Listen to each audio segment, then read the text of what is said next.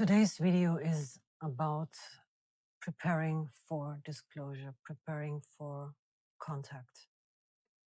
And my reason for this video is the interview of Dr. Phil I watched with Ross Coulthart, but also a homepage, a society, it is called uNHIdden, which released a preparedness statement, a white paper, in order to prepare for full disclosure and what it means.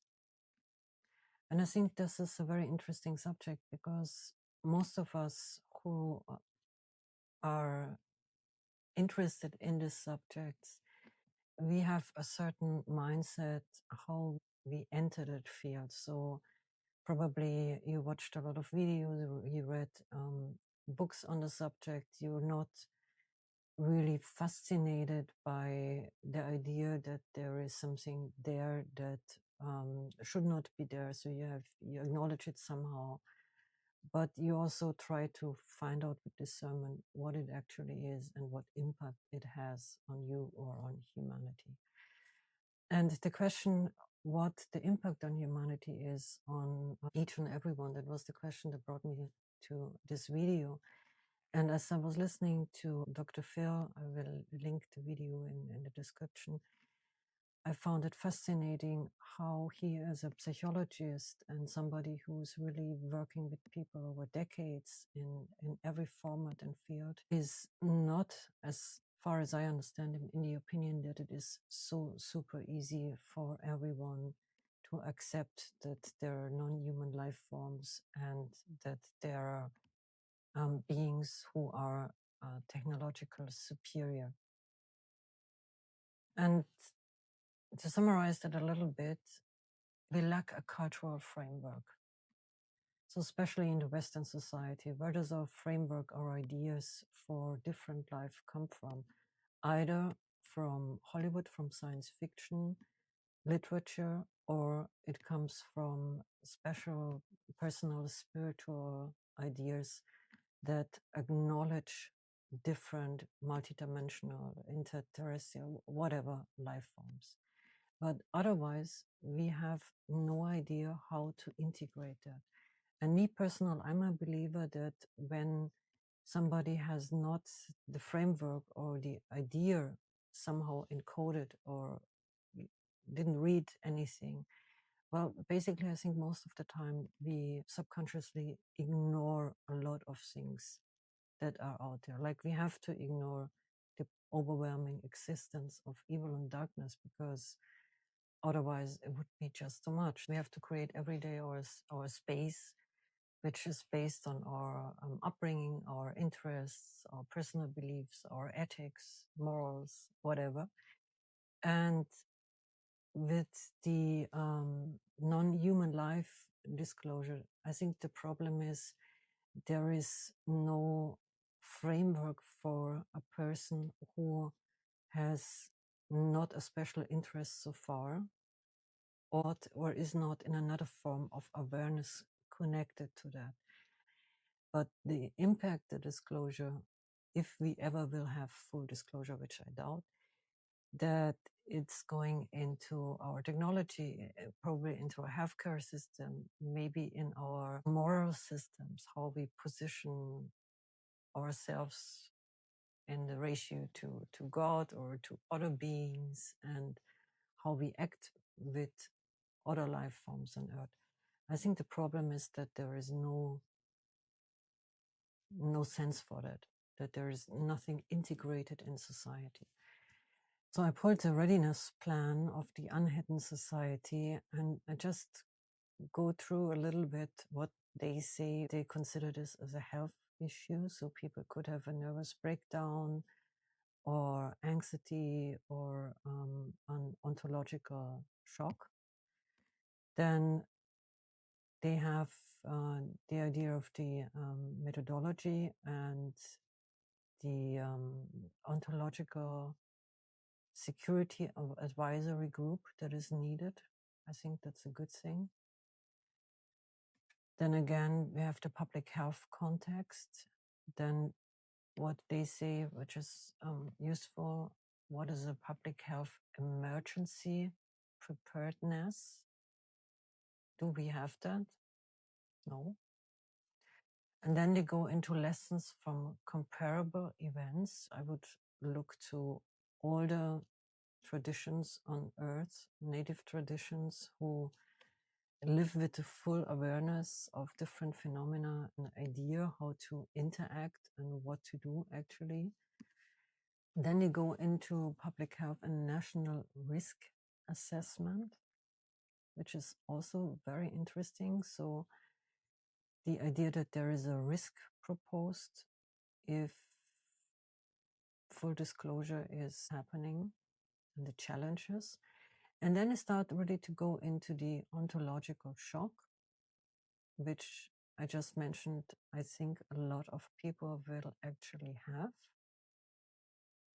And then the loss of trust in governments, which is so logic because basically we have been cheated for 70 years, since the 40s, Nazi Germany, Glocke, longer, almost 90 years now.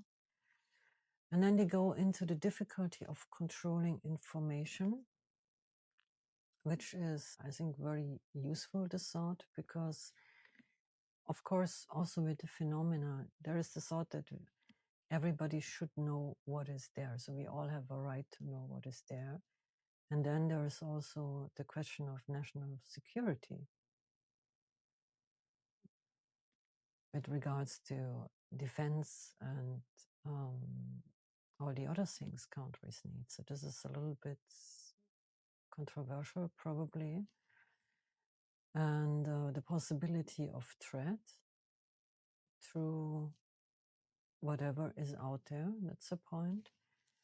And then they really go deeply into the health needs. So then they go into the vulnerable populations. And I would probably think that the vulnerable populations are people who are mentally not very stable, which I think are probably a lot. Yeah, maybe it's also the fact what happens when you don't have friends, when you don't have a community, when you don't have people around you that help you just to process these things through talking or to reflecting on it. How do you deal with that on your own? I mean, you can push it away, but I think after a certain point, you just need to transform that also and to integrate. So then they go quantify the number of individuals in higher risk demographic groups, estimate the proportion of the high risk population who will be affected. I think it's very, very useful. Consider whether the circumstances constitute a public health emergency. And then they go into a theory of change. Actions that could help to facilitate the disclosure, so giving context and approach, reducing stigma. By the way, this is what I try to do also.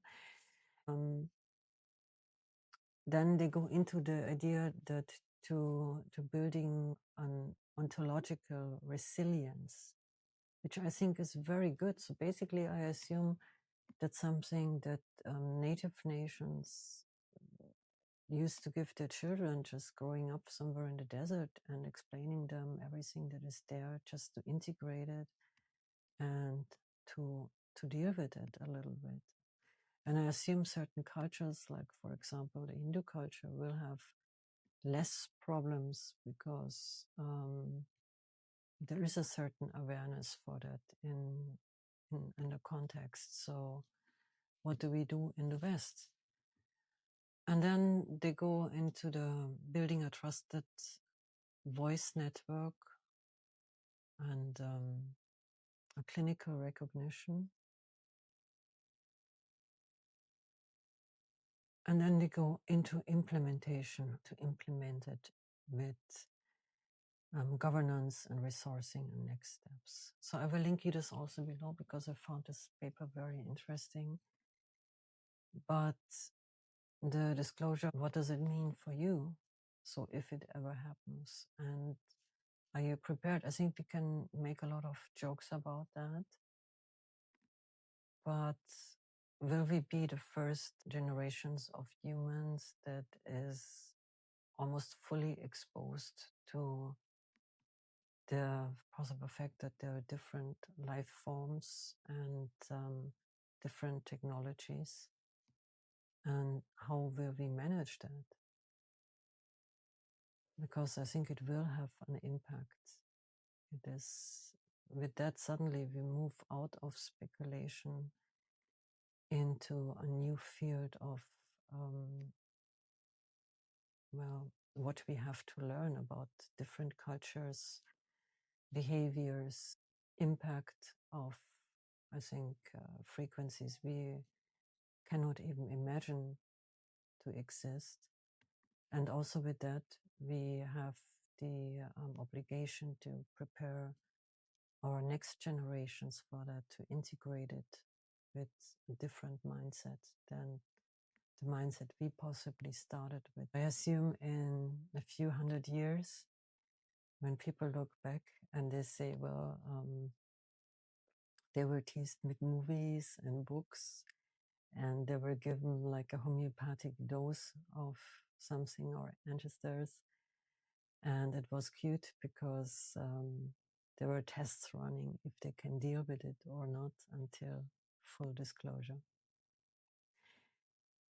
So yeah, let me know what you think about that. I know I jumped a little bit through the paper, but it's not on me to fully walk you through the paper. That's why I link you the page.